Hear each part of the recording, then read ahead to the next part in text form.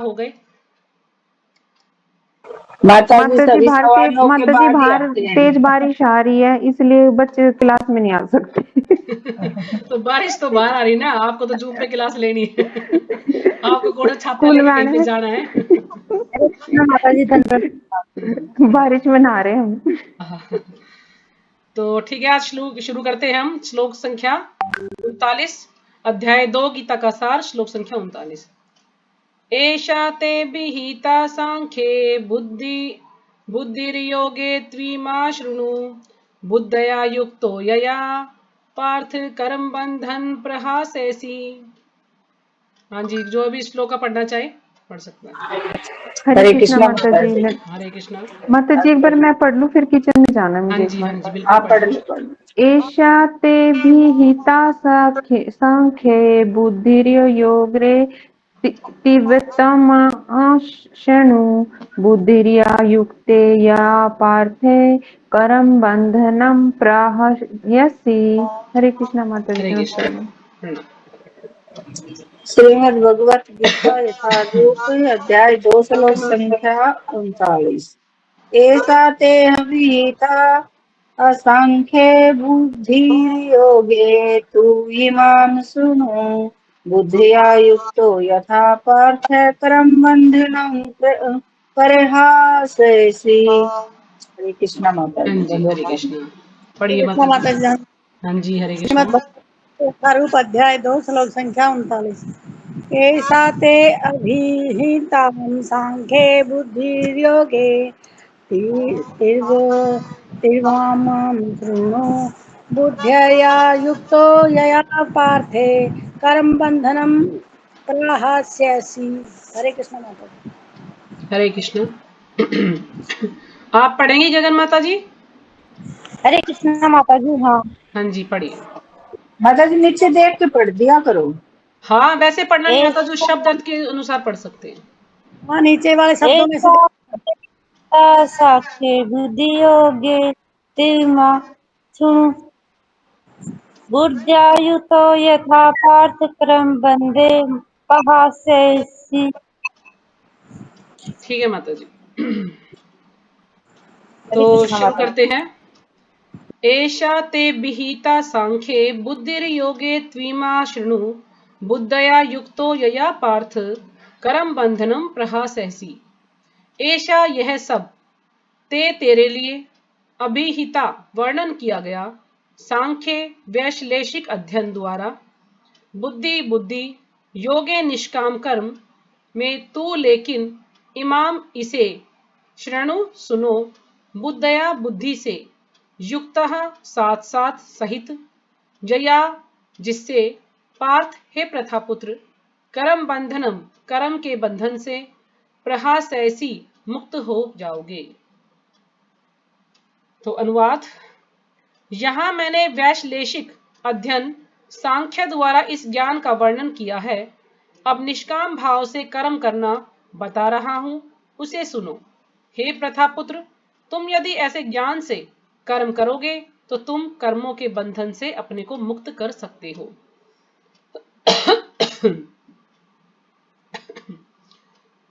अब यहाँ पर है कि यहाँ मैंने वैश्लेषिक अध्ययन। अब वैश्लेषिक अध्ययन क्या होता है कि विस्तार से किसी चीज को समझाना, बड़े विस्तार से उसके बारे में बताना, गहन अध्ययन से उसको समझाना। फिर है सांख्य। अब सांख्य का क्या अर्थ है? सांख्य का अर्थ है जिसके द्वारा सत्य को पूरी तरह समझाया गया है। सांख्य का अर्थ है सत्य को पूरी तरह से समझाना। और दूसरा, जिसके द्वारा आत्मा का वास्तविक स्वरूप प्रस्तुत किया गया है। यानी जो वैश्लेषिक अध्ययन है ये सांख्य है, ये क्या है कि आत्मा और शरीर का विस्तार से वास्तविक स्वरूप में उसको अध्ययन किया गया है।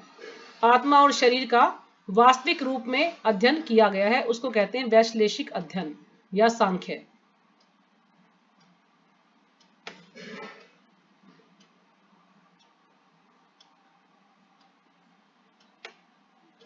तो लिख लिया आपने? मैं रेडी हूँ अभी। अभी तो रुक लिखो, फिर लिखो। आई बस हाँ जी। लरबू दे इस टाइम।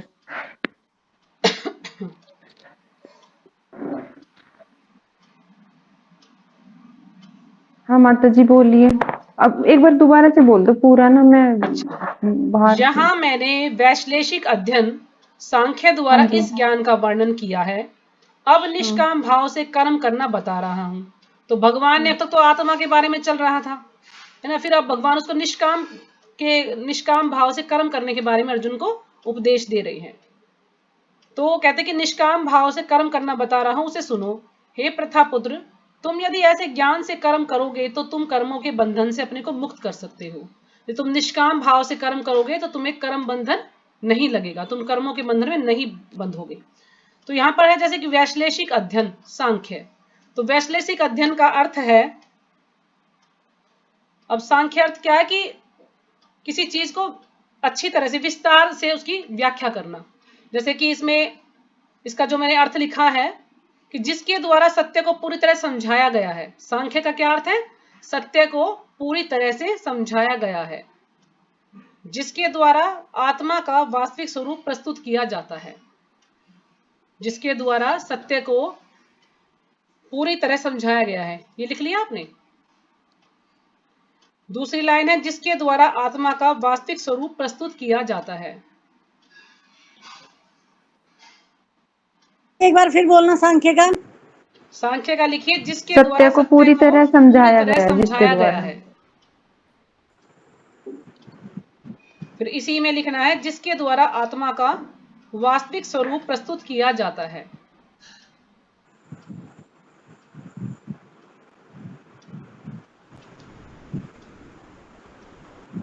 सांख्य दर्शन में क्या है कि आत्मा और शरीर को बारीकी से, वैश्लेषिक होता बारीकी से, बिल्कुल गहराई से, मतलब बारीकी से उसका अध्ययन करना। वैश्लेषिक अध्ययन ये है कि जो सांख्य योग है उसमें क्या बताया कि आत्मा और शरीर का बारीकी से अध्ययन करता, यानी गहराई से उसका अध्ययन करना, ये है सांख्य योग। माता जी आज आवाज कैसे कट रही है? आवाज कट रही है? हम्म। आपके नेट में प्रॉब्लम होगी, माता जी तो कह रही ठीक आ रही है। हाँ तो बिल्कुल लिखा क्लियर। आपने? नहीं लिख पाए माता जी? लिख लिया? जी मैंने लिख लिया। नहीं, उन्होंने गीता माता जी ने लिख लिया माता जी।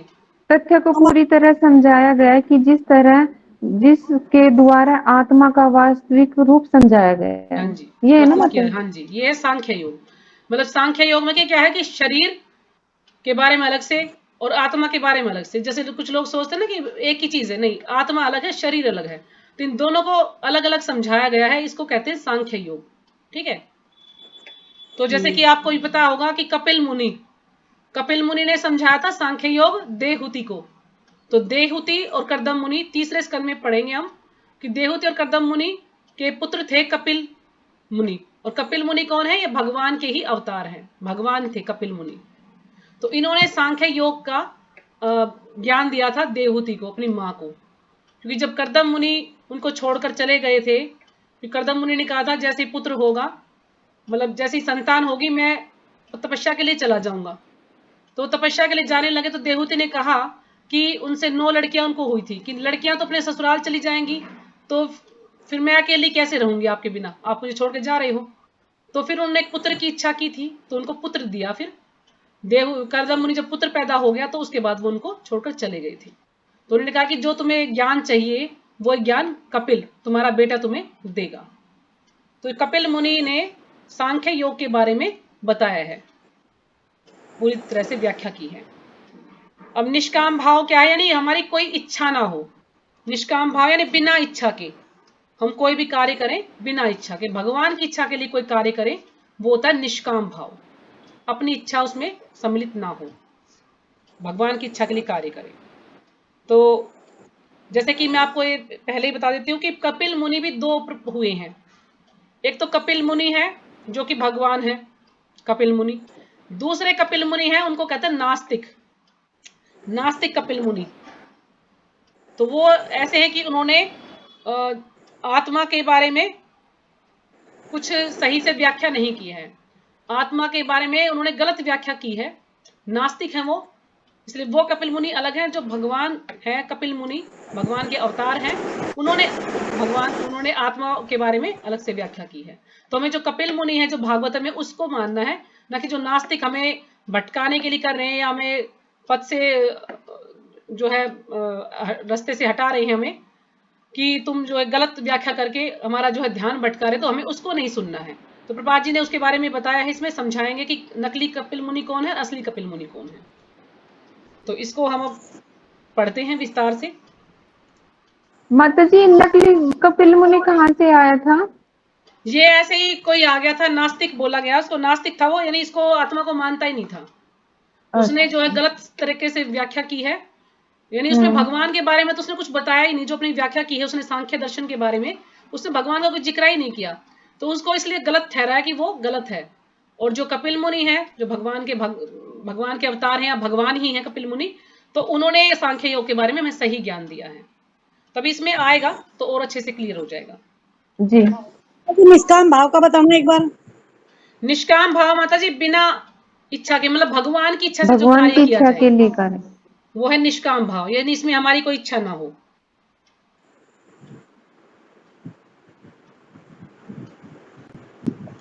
तो शुरू करें तात्पर्य जी माता जी। श्रील प्रभुपाद जी के द्वारा। श्रील प्रभुपाद जी की जय। वैदिक कोश निरुक्ति के अनुसार सांख्य का अर्थ है विस्तार से वस्तुओं का वर्णन करने वाला। तो यहां पर भी बताया ना, सांख्य का अर्थ है विस्तार से वस्तुओं का वर्णन करने वाला, यानी कोई भी जिसके बारे में ज्ञान हो, बिल्कुल विस्तार से अच्छे तरह से उसको समझाना, विस्तार से वर्णन करने वाला। अब निरुक्ति क्या है? वैदिक कोश, जैसे वैदिक जो शास्त्र है उसके अंदर एक पार्ट है निरुक्ति, तो निरुक्ति के अनुसार है सांख्य का अर्थ बताया है इसमें। तो सांख्य उस दर्शन के लिए प्रयुक्त मिलता है जो आत्मा की वास्तविक प्रकृति का वर्णन करता है। सांख्य में क्या है कि आत्मा के वास्तविक प्रकृति का वर्णन किया गया है, आत्मा के बारे में असली जो ज्ञान है वो दिया गया है इस सांख्य दर्शन में। और योग का अर्थ है इंद्रियों का निग्रह। तो योग युज धातु से आया है, युज का अर्थ है जुड़ना, तो योग का अर्थ है इंद्रियों का निग्रह। अब इंद्रियों का निग्रह का अर्थ क्या है? यानी इंद्रियों पर संयम करना, इंद्रियों को संयमित करना, उसको कहते हैं इंद्रियों का निग्रह। निग्रह यानी संयम रखना। जैसे मान लीजिए हमने भगवान को भोग लगाया है, अब भगवान को भोग लगाया है तो हो सकता है सब्जी में नमक कम हो या नमक ज्यादा हो, क्योंकि हमने चखा नहीं है, भगवान को भोग लगा दिया, उसके बाद हम उसको ग्रहण करते हैं तो हम देखते हैं कि सब्जी में नमक कम है, तो हम क्या करते हैं कि भाई नमक तो कम है, हम नमक लेके आएंगे और उसमें डालेंगे सब्जी में, उसको खाएंगे। तो ये क्या हुआ? ये इंद्रिय तृप्ति है, यानी हमने अपनी इच्छा को पूरा करने के लिए हमने नमक डाला, भगवान को तो हमने कम नमक खिला दिया और अपने आप हम नमक डाल के खा रहे हैं, तो ये इंद्रिय तृप्ति है। यदि इसको हम जैसे हम भगवान ने इसको ग्रहण किया उसी रूप में इसको ग्रहण करें, तो वो है हमारी इंद्रियों पर संयम रखना, यानी हम हमारी इंद्रिया अपने वश में, भगवान ने जैसा किया, जैसा ग्रहण किया उसी को हम उसी रूप में ग्रहण करें, यानी अपनी इंद्रिय तृप्ति के लिए उसमें नमक ना डालें, ऐसे उसको ग्रहण कर लें। जैसे भगवान को भोग लगा दिया, मान लीजिए खिचड़ी का भोग लगा दिया, उसमें हम घी नहीं डालते, ऐसे भगवान को भोग लगाते हैं, और जब हमें खानी होती है हम उसमें ऊपर से घी डालते हैं, तो ये भी हमारी इंद्रिय तृप्ति है कि अपनी इंद्रियों को तुष्ट करने के लिए हम घी डाल रहे हैं और भगवान को बिना घी का खिला रहे हैं। तो हमें इंद्रियों पर संयम रखना चाहिए। तो इंसान को इतना ज्ञान है कि वो इंद्रियों पर संयम रख सकता है, लेकिन जो पशु हैं उनको तो ज्ञान नहीं है, वो तो संयम नहीं रख सकते। तो इंद्रिय निग्रह का मतलब है इंद्रियों पर संयम रखना। तो अर्जुन का युद्ध न करने का प्रस्ताव इंद्रिय तृप्ति पर आधारित था। अब जो अर्जुन है, अर्जुन का युद्ध न करने का प्रस्ताव इंद्रिय तृप्ति पर आधारित था, यानी अर्जुन युद्ध क्यों नहीं करना चाहता था? अपने सुख के लिए, क्योंकि यदि वो युद्ध करेगा तो उसके पिता में, उसके गुरुजन या उसके भाई बंद मारे जाएंगे, तो उसे कष्ट होगा। तो वो चाहता कि उसे सुख मिले, वो चाहता किसी की मृत्यु ना हो, मैं किसी को ना मारूं और हम जैसे पहले थे आराम से रहते रहे।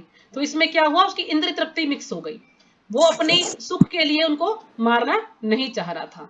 तो ये है अर्जुन की इंद्रिय तृप्ति। वह अपने प्रधान कर्तव्य को भुलाकर युद्ध से दूर रहना चाहता था। अब उसका प्रधान कर्तव्य क्या था? युद्ध करना। क्षत्रिय का कर्तव्य क्या है? कि युद्ध करना। प्रधान कर्तव्य युद्ध करना था, लेकिन वो अपने कर्तव्य से दूर भाग रहा था।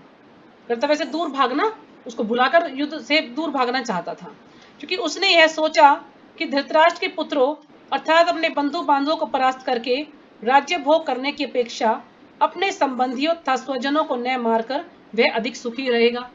अब वो सोचता था कि वो इनको नहीं मारेगा तो वो सुखी रहेगा, अगर इनको मारेगा तो दुखी रहेगा। ये तो स्वाभाविक ही है, यदि हम किसी की हत्या करते हैं या कोई हमारा परिजन चला जाता है तो हमें बड़ा दुख होता है। क्यों? क्योंकि हम उससे आसक्ति है, हम उससे प्रेम करते हैं, तो हम बड़े दुखी होते हैं जब कोई चला जाता है छोड़ के, या हमें कोई कुछ बोल देता है तो भी हमें दुख होता है। तो ये अर्जुन का भी यही था, इंद्रिय तृप्ति थी अर्जुन की भी। जैसे हम इसको श्लोक संख्या 2.11 में हम इसको समझ सकते हैं।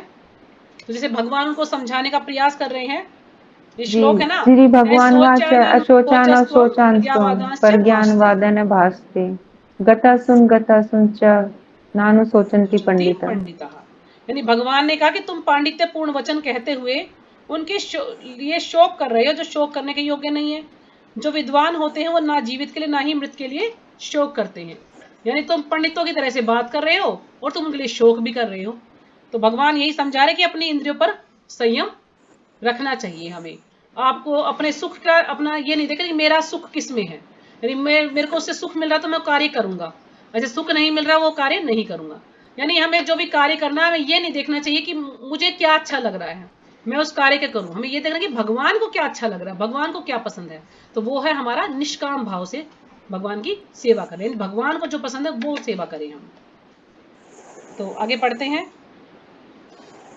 दोनों ही प्रकार से मूल सिद्धांत तो इंद्रिय तृप्ति था। अब दोनों ही तरफ से देखा जाए तो उसकी इंद्रिय तृप्ति ही था, वो अपना सुख देख रहा था। उन्हें जीतने से प्राप्त होने वाला सुख तथा स्वजनों को जीवित देखने का सुख, ये दोनों इंद्रिय तृप्ति के धरातल पर एक ही है। यानी उन्हें जीतने से प्राप्त होने वाला सुख, यदि वो उनको जीतता है तो भी उसे सुख प्राप्त होगा, यदि वो अपने स्वजनों को जीवित देखता है तो भी उसे सुख प्राप्त होगा। दोनों ही अवस्था में वो सुख प्राप्त है, लेकिन वो किस लिए? अपनी इंद्रिय तृप्ति के लिए, इंद्रियों को तुष्ट करने के लिए। धरातल यानी एक ही स्तर पर हैं दोनों, क्योंकि इससे बुद्धि तथा कर्तव्य दोनों का अंत हो जाता है। क्योंकि इससे जो बुद्धि है हमारी और जो हमारा कर्तव्य दोनों का अंत हो जाता है, क्योंकि वो अपने कर्तव्य से दूर भाग रहा था कि मैं इनको नहीं मारूंगा, अपनी बुद्धि का प्रयोग नहीं कर रहा था, सिर्फ अपने हृदय से सोच रहा था कि नहीं मैं इनकी हत्या नहीं करूंगा। अतः कृष्ण ने अर्जुन को बताना चाहा कि वह अपने पितामह के शरीर का वध करके उनके आत्मा को नहीं मारेगा।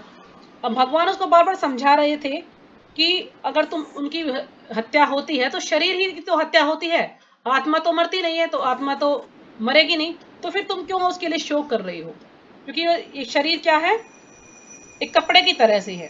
जैसे उन्होंने यह बताया कि उनके सहित सारे जीव शाश्वत प्राणी हैं। अब यहाँ पर जो प्राणी है वो थोड़ा सा सही शब्द नहीं है, तो यहाँ पर आना चाहिए व्यक्तित्व, व्यक्तित्व या व्यक्ति शब्द यहाँ पर आना चाहिए। तो जहां पर भी प्राणी है वहां पर व्यक्ति या व्यक्तित्व लिख सकते हैं, क्योंकि इंग्लिश जो बुक है उसमें ये वाला शब्द दिया हुआ है। तो जो प्रभु जी ने मुझे बताया कि इसमें व्यक्तित्व आना चाहिए, जो मैं लेक्चर सुन रही थी। तो नहीं, सारे जीव शाश्वत प्राणी है, यानी सबका व्यक्तित्व है, सबका अस्तित्व है। वे भूतकाल में भी प्राणी थे, यानी भूतकाल में भी व्यक्तित्व था उनका, वर्तमान में भी व्यक्तित्व के रूप उनका व्यक्तित्व है, और भविष्य में भी उनका व्यक्तित्व होगा, यानी उनका अस्तित्व होगा। क्योंकि हम सब शाश्वत आत्मा है। हम क्या है? सब शाश्वत आत्मा है जिसका कभी अंत नहीं होता है। हम विभिन्न प्रकार से केवल अपना शारीरिक परिधान बदलते रहते हैं। हम विभिन्न प्रकार से, अलग अलग प्रकार से अपना शारीरिक परिधान, वस्त्र बदलते रहते हैं। जैसे हम वस्त्र बदलते हैं, पुराने वस्त्रों को छोड़कर नए ग्रहण करते हैं, इस प्रकार आत्मा भी पुराने शरीर को छोड़कर नया शरीर ग्रहण करती है। जैसे हमने श्लोक में किया था ना 2.22 में, वांसासी जीर्णानि यथा विहाय नवानी गृह्णाति नरो प्राणी तथा शरीराणि विहाय जीर्णानि अन्यानि संयाति नवानि देहि। जिस प्रकार पुराने वस्त्रों को त्याग कर नए वस्त्र धारण करता है, उसी प्रकार आत्मा पुराने तथा व्यर्थ के शरीर को त्याग कर नवीन भौतिक शरीर धारण करता है। तो और इस भौतिक वस्त्र के बंधन से मुक्ति के बाद भी हमारी पृथक सत्ता बनी रहती है। और जब इस भौतिक वस्त्र के बंधन से हमारी मुक्ति होती है, यानी हम ये इसी शरीर से मुक्त हो जाते हैं, फिर भी हमारी पृथक सत्ता बनी रहती है, यानी फिर भी हम बने रहते हैं। भगवान कृष्ण द्वारा आत्मा तथा शरीर का अत्यंत विशद वैश्लेषिक अध्ययन प्रस्तुत किया गया है। अब भगवान के द्वारा आत्मा और शरीर का वैश्लेषिक अध्ययन, विशद यानी विस्तार से बारीकी से उसका अध्ययन किया गया है। और निरुक्ति कोश की, अब निरुक्ति कोश जैसे मैंने बताया आपको, वैदिक जो शास्त्र है उसके अंदर एक निरुक्ति एक पार्ट है। तो निरुक्ति कोश की शब्दावली में इस विशद अध्ययन को यहाँ सांख्य कहा गया है। जो निरुक्ति कोश है उसमें जो विशद अध्ययन है, ये जो विस्तार से अध्ययन किया गया है आत्मा और शरीर के बारे में, उसको क्या गया है, सांख्य कहा गया है। इस सांख्य का नास्तिक कपिल के सांख्य दर्शन से कोई सरोकार नहीं है। तो यहाँ पर प्रभुपाद जी बता रहे हैं ना कि जो ये सांख्य है आत्मा और शरीर के बारे में जो बताया है, बारीकी से जो अध्ययन किया गया है, इस सांख्य का जो ये नास्तिक कपिल है उसके सांख्य दर्शन से कोई सरोकार नहीं है, यानी उसके सांख्य दर्शन से कोई लेना देना नहीं है, वो बिल्कुल अलग है।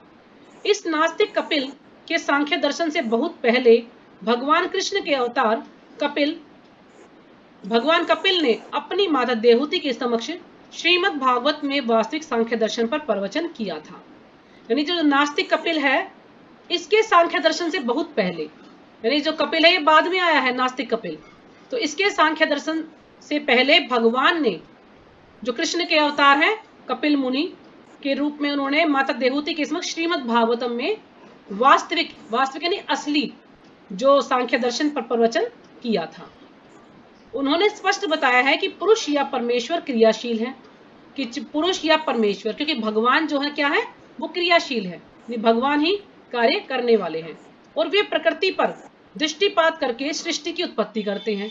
अब जो भगवान है वो क्या करते हैं, महाविष्णु के रूप में आते हैं और महाविष्णु जो है रमा देवी पर, यानी जो दुर्गा देवी है तो रमा देवी के रूप में है, उन पर दृष्टिपात करते हैं, यानी उनको बस एक नजर देखते हैं और फिर शंभू को बोलते हैं कि आप जो है सृष्टि की रचना कीजिए।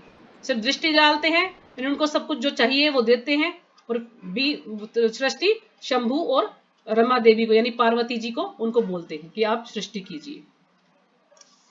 तो ये हम जब ब्रह्म संहिता कभी पढ़ेंगे तो ब्रह्म संहिता में बड़े विस्तार से बता रखा है, तो उसके लिए काफी उसको देखना पड़ेगा, पढ़ना पड़ेगा। तो उसमें बस इतना ही आपके लिए पर्याप्त है कि रमा देवी पर दृष्टि डालते हैं भगवान महाविष्णु और फिर सृष्टि होती है, उनको यानी आज्ञा दी जाती है कि आप लोग सृष्टि कीजिए,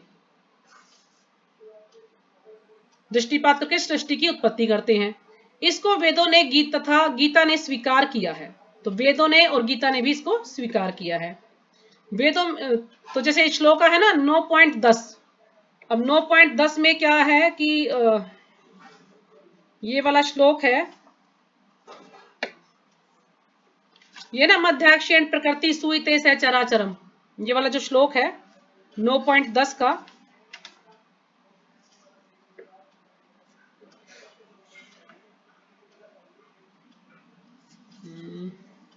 निकाला किसी ने, मैंने निकाल के रखा था कहीं दब गया वो। ये वाला श्लोक है ना, मध्याक्षेण प्रकृति सुईते स चराचरम हेतु नानेन कौन्तेय जगत द्वि परिवर्तते। हे कुंती पुत्र, ये भौतिक प्रकृति मेरी शक्तियों में से एक है और मेरी अध्यक्षता में कार्य करती है, जिससे सारे चर तथा अचर प्राणी उत्पन्न होते हैं। इसके शासन में है जगत बारंबार सृजित और विनष्ट होता रहता है। यानी जो रमा देवी है वो क्या है, प्रकृति है, यानी उन पर एक दृष्टि डालते हैं, उनको आदेश देते हैं तो उनकी अध्यक्षता में रहकर ही वो कार्य करती हैं। और जितने भी चर अचर प्राणी उत्पन्न होते हैं, जितने भी जीव हैं, जैसे जो चलने वाले हैं, कुछ पानी में रहने वाले जीव जो भी हैं, सब उनकी ही भगवान की इच्छा से ही वो उनका सबकी जो है जन्म होता है। और सब क्या है, बार बार सृजित और विनष्ट होते रहते हैं। जब सृष्टि होती है तो सब व्यक्त हो जाते हैं और जब प्रलय होती तो सब अव्यक्त हो जाते हैं। तो ये सभी जो है भगवान के अनुसार ही सबका जन्म होता है, सभी की मृत्यु होती है। तो इसको वेदों ने तथा गीता ने स्वीकार किया। वेदों में वर्णन मिलता है कि भगवान ने प्रकृति पर दृष्टिपात किया और उसमें आणविक जीवात्माएं प्रविष्ट कर दी। यानी भगवान ने क्या किया, आणविक जीवात्माएं, यानी जो आत्माएं थी, जो अणु आत्मा है, उसको उसके अंदर प्रविष्ट कर दिया, यानी बीज उनके अंदर डाल दिया, उनके गर्भ में बीज डाल दिया भगवान ने। ये सारे जीव भौतिक जगत में इंद्रिय तृप्ति के लिए कर्म करते रहते हैं। अब जितने भी जीव हैं, हम सब भौतिक संसार में आए हैं, क्या करते हैं, अपनी इंद्रिय तृप्ति के लिए कर्म करते हैं ना, अपनी इच्छाओं को पूरा करने के लिए कर्म करते रहते हैं। भगवान के बारे में तो हम सोचते ही नहीं है। और माया के वशीभूत होकर अपने को भोक्ता मानते रहते हैं, और माया के वशीभूत यानी माया के चंगुल में फंस जाते हैं और अपने आप को भोक्ता मानने लगते हैं। क्या बोलते हैं, हम ही स्वामी हैं, हम ही सब कुछ करने वाले हैं, मैं सब कुछ करने वाला हूं, ये सब कुछ मैंने बनाया, ये सब कुछ मेरा है ना, सब मेरा ऑर्डर चलेगा, सब मेरे अनुसार सारे कार्य होंगे। तो ये जो भोगने की जो इच्छा है, इसी में हम लगे रहते। क्यों? क्योंकि माया का प्रभाव है हमारे ऊपर। इस मानसिकता की चरम सीमा भगवान के साथ सायुज्य प्राप्त करना है। और जो ये हमारी जो भावना है कि मैं स्वामी हूं, तो इसकी चरम सीमा, इस मानसिकता जो सोच है हमारी, इसकी चरम सीमा क्या है, भगवान के साथ सायुज्य प्राप्त करना है। सायुज्य का मतलब भगवान में ही विलीन हो जाना है, जो कि निराकारवादी करते हैं। तो उनकी ये सोच है कि हम जो है भगवान के अंदर ही विलीन हो जाएंगे। वो किस लिए ऐसा क्यों सोचते हैं? क्योंकि जब भगवान के अंदर विलीन हो जाएंगे, ब्रह्म में लीन हो जाएंगे, तो वो सेवा से बच जाएंगे, उन्हें भगवान की सेवा नहीं करनी पड़ेगी, और वो कुछ समय तक उन्हें छुट्टी मिल जाएगी। वो कुछ समय तक भगवान के वहां ब्रह्म ज्योति में रहेंगे, और जैसे उनका समय पूरा होगा फिर से उन्हें पृथ्वी पर पटक दिया जाएगा, और फिर से उन्हें जन्म लेना पड़ेगा, और फिर से सारे कार्य करने पड़ेंगे। लेकिन उनकी सोच है ब्रह्म में लीन होना, तो ब्रह्म में लीन हो जाते हैं वो, यानी भगवान में मिल जाना। तो उनकी ये सोच यहां तक रहती है, क्योंकि मानसिकता ऐसी है उनकी। यह माया अथवा इंद्रिय तृप्ति जन्य मोह का अंतिम पाश है। यह क्या है? माया या इंद्रिय तृप्ति जन्य मोह का अंतिम पाश है। अंतिम पाश यानी आखिरी रस्सी कह सकते हैं उसको। जैसे मान लीजिए हमने कोई रस्सी, जैसे हम मछली को पकड़ते हैं ना, मछली पकड़ने के लिए हम कुछ फेंकते हैं, जाल फेंकते हैं या कांटा फेंकते हैं, तो उसको पकड़ते हैं। या जैसे गाय के जो है गर्दन में हमें रस्सी डालनी है, तो उसको गोल सा बना के डालते हैं उसमें, तो उसको पाश बोलते हैं। मतलब कोई भी ऐसी चीज जिससे उसको पकड़ सके। पाश मतलब माता जी बंधन भी बोल सकते हैं ना? हाँ, बंधन भी बोल सकते हैं, रस्सी भी बोल सकते हैं, बंधन भी बोल सकते हैं पाश में। हाँ, ये तो जैसे चौरग अष्टकम में आता है ना। हाँ, तो जैसे जो माया अथवा इंद्रिय तृप्ति जन्य मोह का अंतिम पाश है, तो माया का क्या है? अंतिम पाश है, यानी वो हमें अपने चंगुल में फंसा लेती है, हमें बिल्कुल जकड़ लेती है। और अनेकानेक जन्मों तक इस तरह इंद्रिय तृप्ति करते हुए कोई महात्मा भगवान कृष्ण यानी वसुदेव की शरण में जाता है। और इस प्रकार से जब माया के बंधन में बंध चुके हैं, तो कई जन्म लगते हैं, अनेकानेक जन्मों तक हम इंद्रिय तृप्ति करते हुए, जब हम इंद्रिय तृप्ति में लगे हुए, लेकिन कभी कभी हमें थोड़ा भगवान का ध्यान आ जाए, भगवान की भक्ति में लग जाए, तो इतने इतने जन्मों में लगने के बाद कोई महात्मा भगवान कृष्ण यानी वसुदेव की शरण में जाता है। यानी कोई महात्मा ही होगा, कोई बिरला ही होगा जो भगवान की भक्ति करके और भगवान के शरण में जाता है, जिससे परम सत्य की खोज पूरी होती है। इससे क्या होता है? जो परम सत्य यानी भगवान की जो खोज है वो पूरी हो जाती है, अगर वो भगवान को जान लेता है। लेकिन उसके लिए अनेकों अनेक जन्म लगेंगे, उसके काफी जन्म लगते हैं उसको, तब जाके वो भगवान के बारे में जान पाता है। तो ये हम पढ़ेंगे 7.19 निकाल सकते हैं आप। तो इसमें जो श्लोका है 7.19 में दिया गया है, ये वाला श्लोका है, बहुनाम जन्म नामन्ते ज्ञानवान माम प्रपदन्ते वासुदेव सर्वमिति सह महात्मा सुदुर्लभः। कि अनेक जन्म जन्मांतर के बाद जिसे सचमुच ज्ञान होता है, वह मुझको समस्त कारणों का कारण जानकर मेरी शरण में आता है, ऐसा महात्मा अत्यंत दुर्लभ होता है ना। काफी जन्म लेने के बाद जब भगवान के बारे में हमें ज्ञान होता है, तो फिर हम धीरे धीरे भगवान की भक्ति में लगते हैं और हम शुद्ध हो जाते हैं, और फिर भगवान के पूरी तरह से शरणागत हो जाते हैं और भगवान के धाम चले जाते हैं। लेकिन ये कहते हैं कि कोई विरला ही, यानी कितने लाखों लोगों में से कोई एक ही ऐसा कर पाता है जो भगवान को प्राप्त कर पाता है। अर्जुन ने कृष्ण की शरण ग्रहण करके पहले ही उन्हें गुरु रूप में स्वीकार कर लिया है। अब अर्जुन ने कृष्ण की शरण ग्रहण की और उनको गुरु रूप में स्वीकार किया। शिष्यस्ते अहम साधि माम त्वाम प्रपन्नम, यानी वो कह रहे हैं कि मैं आपका शिष्य बन गया हूं, आप मुझे ज्ञान दीजिए।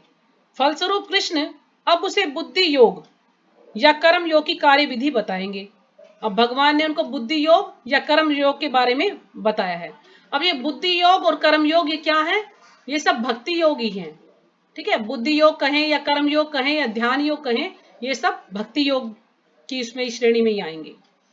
तो जो कृष्ण की इंद्र तृप्ति के लिए किया गया कर भक्ति योग है, तो जो ये सब क्या है, भगवान श्री कृष्ण की भक्ति, कृष्ण की इंद्र तृप्ति के लिए किया गया ही भक्ति योग है, जो भी हम कर्म योग या बुद्धि योग करते हैं। क्योंकि भगवान उनको बता रहे हैं ना कि कर्म योग की विधि और बुद्धि योग की विधि, तो ये क्या है, ये भगवान की इंद्र तृप्ति के लिए किया गया ही भक्ति योग है। यह बुद्धि योग अध्याय 10 के 10वें श्लोक में वर्णित है। अब जो बुद्धि योग है, ये आप अध्याय 10 निकालेंगे तो उसका जो श्लोक है उसमें बताया गया है बुद्धि योग के बारे में। जैसे वो श्लोक है अपने, मुझे याद नहीं आ रहा, मैं अभी बताती हूँ आपको पढ़ के इसमें से। तेषां सतत युक्तानां भजतां प्रीति पूर्वकम ददामि बुद्धि योगम तम येन माम उपयांति ते। कि जो प्रेम पूर्वक मेरी सेवा करने में निरंतर लगे रहते हैं, उन्हें मैं ज्ञान प्रदान करता हूं, जिसके द्वारा वे मुझ तक आ सकते हैं।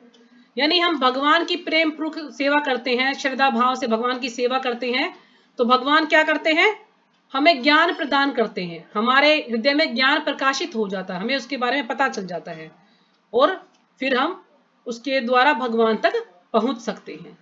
यानी हम अच्छे से, अच्छे भाव से भगवान के बारे में जानना चाहते हैं, तो भगवान हमें बुद्धि देते हैं कि हम अच्छे से वो ज्ञान प्राप्त कर पाए।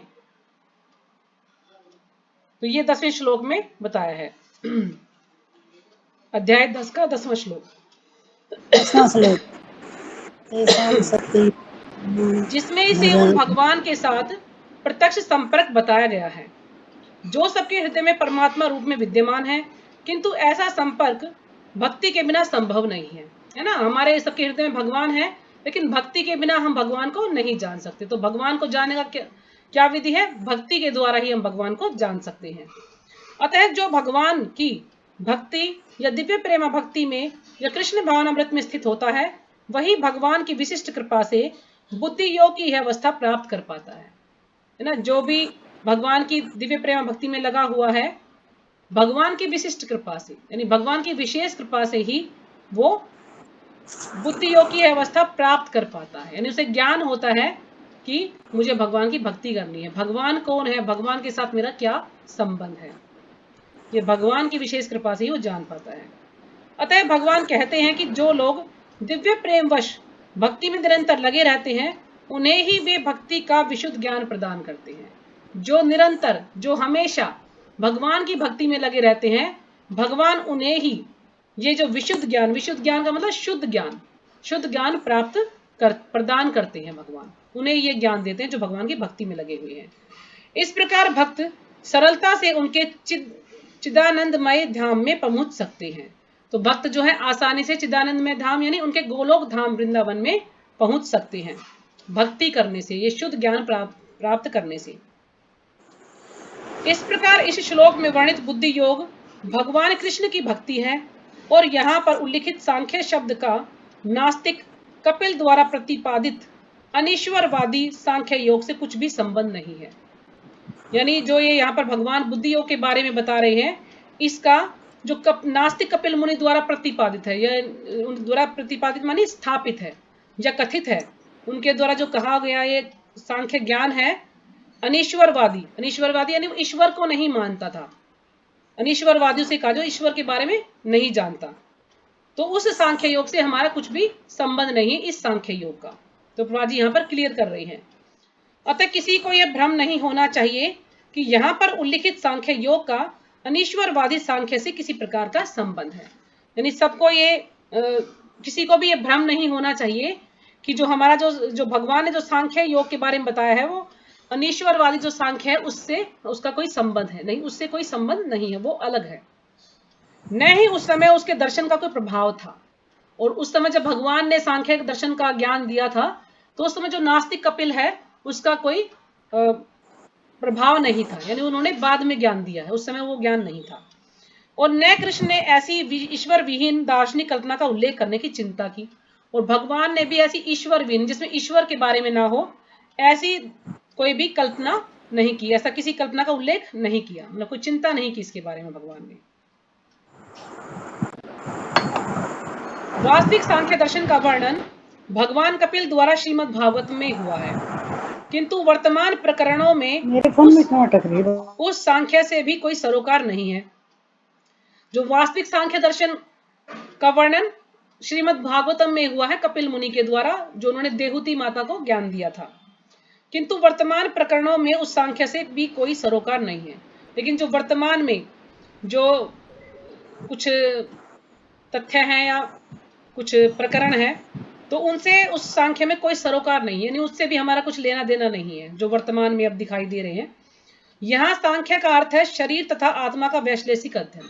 तो सांख्य का असली अर्थ क्या है कि आत्मा और शरीर के बारे में बारीकी से अध्ययन करना, गहराई से अध्ययन करना, इसको कहा जाता है सांख्य योग। भगवान कृष्ण ने आत्मा का वैश्लेषिक वर्णन अर्जुन को बुद्धि योग या कर्म योग तक लाने के लिए किया। तो भगवान ने ये जो आत्मा का जो वैश्लेषिक वर्णन है, यानी बारीकी से आत्मा के बारे में इतना ज्ञान दिया। हमने देखा कि 12 नंबर श्लोक से लेकर 30 नंबर श्लोक तक भगवान ने आत्मा के बारे में ही ज्ञान दिया है अर्जुन को। तो किस लिए ज्ञान दिया अर्जुन को? ये कि बुद्धि योग या कर्म योग तक लाने के लिए, कि वो बुद्धि योग कर किस स्तर तक पहुंच जाए अर्जुन। अतः भगवान कृष्ण का सांख्य तथा भागवत में भगवान कपिल द्वारा वर्णित सांख्य एक ही है। अब जो भगवान कृष्ण यहाँ पर सांख्य के बारे में बता रहे हैं और जो भागवतम में उन्होंने सांख्य के बारे में बताया, वो एक ही है दोनों। ये दोनों भक्ति योग हैं।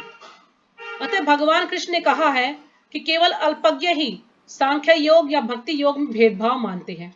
जो अल्पज्ञ हैं, जो कम बुद्धि वाले लोग हैं, वही सांख्य योग या भक्ति योग में भेदभाव करते हैं। सांख्य योगो पृथक बाला प्रवदंती न पंडितः। तो ये जो श्लोक है, ये है 5वें अध्याय का 4था श्लोक है, आप नोट कर सकते हैं। सांख्य योगो पृथक बाला प्रवदंती न पंडितः एकम पया स्थितः सम्यग उभयर्विंदते फलम। यानी अज्ञानी ही भक्ति कर्मयोग को भौतिक जगत के विश्लेषणात्मक अध्ययन सांख्य से भिन्न कहते हैं। जो वस्तुतः ज्ञानी है, वे कहते हैं कि जो इनमें से किसी एक मार्ग का भली भांति अनुसरण करता है, वह दोनों के फल प्राप्त कर लेता है। यानी इन दोनों में से एक का भी वो अनुसरण करता है, यानी एक मार्ग को ही फॉलो करता है, तो वो दोनों का फल प्राप्त कर लेता है। यानी कर्म योग और बुद्धि योग ये सब एक ही है, सब सांख्य योग ही है, भक्ति योग है। निसंदेह अनीश्वरवादी सांख्य योग का भक्ति योग से कोई संबंध नहीं है। फिर भी बुद्धिहीन व्यक्तियों का दावा है कि भगवत गीता में अनीश्वरवादी सांख्य का ही वर्णन हुआ है। अब जो अल्पज्ञ लोग हैं, जिसमें कम बुद्धि है, जो जानते नहीं है, वो क्या कह रहे हैं कि निसंदेह अनीश्वरवादी सांख्य योग का भक्ति योग से कोई संबंध नहीं है। फिर भी बुद्धिहीन व्यक्तियों का दावा है, यानी प्रभा जी समझा रहे कि हमारा जो अनीश्वरवादी सांख्य उससे कोई लेना देना नहीं है ना, उससे हमारा कोई भक्ति योग से कोई संबंध नहीं है। लेकिन जो बुद्धिहीन लोग हैं, जिनके अंदर बुद्धि नहीं है, उन व्यक्तियों का क्या दावा है कि भगवत गीता में अनीश्वरवादी सांख्य का ही वर्णन हुआ है, यानी वो उसको अनीश्वरवादी से ही जोड़ रहे हैं कि उसका वर्णन हुआ है, लेकिन ऐसा नहीं है। अतः मनुष्य को यह जान लेना चाहिए कि बुद्धि योग का अर्थ कृष्ण भावनामृत में पूर्ण आनंद तथा भक्ति के ज्ञान में कर्म करना है। यानी बुद्धि योग का अर्थ कृष्ण भावनामृत में क्या है? पूर्ण आनंद तथा भक्ति के ज्ञान में कर्म करना है। पूर्ण आनंद और भक्ति के ज्ञान में कर्म करना, ये क्या है? बुद्धि योग है। जो व्यक्ति भगवान की तुष्टि के लिए कर्म करता है, चाहे वह कर्म कितना भी कठिन क्यों न हो, वह बुद्धि योग के सिद्धांत के अनुसार कार्य करता है। अब जो भगवान की तुष्टि के लिए कार्य करता है, भगवान को खुश करने के लिए जो भी कार्य करता है, चाहे वो कितना ही कठिन क्यों ना हो उसका रास्ता, है ना, कितना ही कठिन कार्य क्यों ना हो, लेकिन वो उसको पूरा करता है, क्योंकि भगवान को तुष्ट करना चाहता, भगवान को प्रसन्न करना चाहता है और दिव्य आनंद का अनुभव करता है। यानी वो सिद्धांत के अनुसार कार्य करता है और दिव्य आनंद का अनुभव करता है। ऐसी दिव्य व्यस्तता के कारण उसे भगवत कृपा से स्वतः संपूर्ण दिव्य ज्ञान प्राप्त हो जाता है। जब वो भगवान के लिए जो कार्य उसमें व्यस्त रहता है, उसमें ही बिजी रहता है, तो क्या होगा कि उसे भगवत कृपा से, यानी भगवान की कृपा से स्वतः ही अपने आप ही संपूर्ण दिव्य ज्ञान उसको प्राप्त हो जाता है भगवान की कृपा से। और ज्ञान प्राप्त करने के लिए अतिरिक्त श्रम किए बिना ही उसकी पूर्ण मुक्ति हो जाती है। यानी ज्ञान प्राप्त करने के लिए अलग से कोई मेहनत नहीं करनी पड़ती है, अलग से कोई तपस्या नहीं करनी पड़ती है, उसकी पूर्ण मुक्ति हो जाती है ये ज्ञान प्राप्त करने से। कृष्ण भावना भावित कर्म तथा फल प्राप्ति की इच्छा से किए गए कर्म में विशेषता पारिवारिक या भौतिक सुख प्राप्त करने की इंद्रिय तृप्ति के लिए किए गए कर्म में प्रचुर अंतर होता है। अब एक तो हम भगवान कृष्ण की इच्छा के लिए कार्य करें, दूसरा एक हम अपने परिवार के लिए कार्य करें। भाई परिवार के खाने की व्यवस्था करनी है, बच्चों का पालन पोषण करना है, घर बनाना है, ये करना है। ये क्या कर रहे हैं हम, ये सब अपने सुख के लिए कर रहे हैं ना, इससे हमें सुख मिलेगा, हमारा अच्छा घर होगा, अच्छी गाड़ी होगी, अच्छी पत्नी होगी, अच्छे बच्चे होंगे, या हम उनके लिए सारी सुविधाएं जुटाएंगे, तो इससे हमें अच्छा लगता है कि मैंने अपने परिवार के लिए कुछ किया। तो ये इससे क्या है, ये हमारी इंद्रिय तृप्ति है, अपने सुख के लिए कर रहे हैं, किसी हमें आनंद मिल रहा है, हमें जो है सुख मिल रहा है। लेकिन यदि हम भगवान के लिए कोई कार्य करते हैं तो वो क्या है, निष्काम भाव है। तो उससे यानी भगवान के लिए कार्य करने में और परिवार के लिए कार्य करने में काफी अंतर होता है। अतः बुद्धि योग हमारे द्वारा संपन्न कार्य का दिव्य गुण है। तो जो बुद्धि योग है वो हमारे द्वारा संपन्न कार्य का दिव्य गुण है, यानी हमें बुद्धि योग के अनुसार हमें भगवान को प्रसन्न करना है, न कि अपने परिवार के कार्य में। नहीं, अपने परिवार के कार्य भी हमें करने, लेकिन हमें ज्यादा भगवान को केंद्र में रखना है और भगवान की प्रसन्नता के लिए ही कोई कार्य करने हैं। क्योंकि हमारा लक्ष्य क्या होना चाहिए कि भगवान को प्रसन्न करना है, न कि परिवार को प्रसन्न करना है। जैसे हम भगवान को भोग लगाते हैं तो हम सोचे कि भगवान को जो पसंद है उसी को भोग वो बनाएं, उसी के लिए भोग लगाएं भगवान के लिए। और हम क्या करते हैं, हम ये पूछते हैं घर वालों से भी आज क्या बनाना है, हम वही बनाते हैं, फिर भोग लगाते हैं। तो ना करने से कुछ भी, तो ये भी ठीक है कि पूछ के कम से कम बना के भगवान को भोग लगाया जाता है। लेकिन हो सके तो हमें ये सोचना चाहिए, अगर कोई इस स्तर पर पहुंच चुका है तो हम ये सोचे कि भगवान के लिए क्या बनाना है, भगवान को क्या पसंद है, हम वही भोग बनाएंगे। या हम ये सोच सकते हैं कि आज मैं भगवान के लिए क्या बनाऊं, घर वालों से ना पूछे और हम भगवान की इच्छा के लिए कुछ भी बनाएं। तो ये वास्तव में भगवान को प्रसन्न करना होगा। ये इसमें इंद्रिय तृप्ति नहीं होगी हमारी, इसमें भगवान को तुष्ट करने के लिए हम करते हैं सभी कार्य। ठीक है माता जी।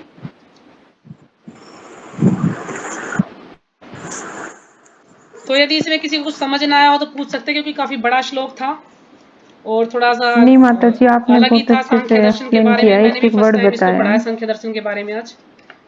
तो तो अगर किसी को कुछ अच्छे से समझ आ नहीं आया तो गया। पूछ सकते हैं।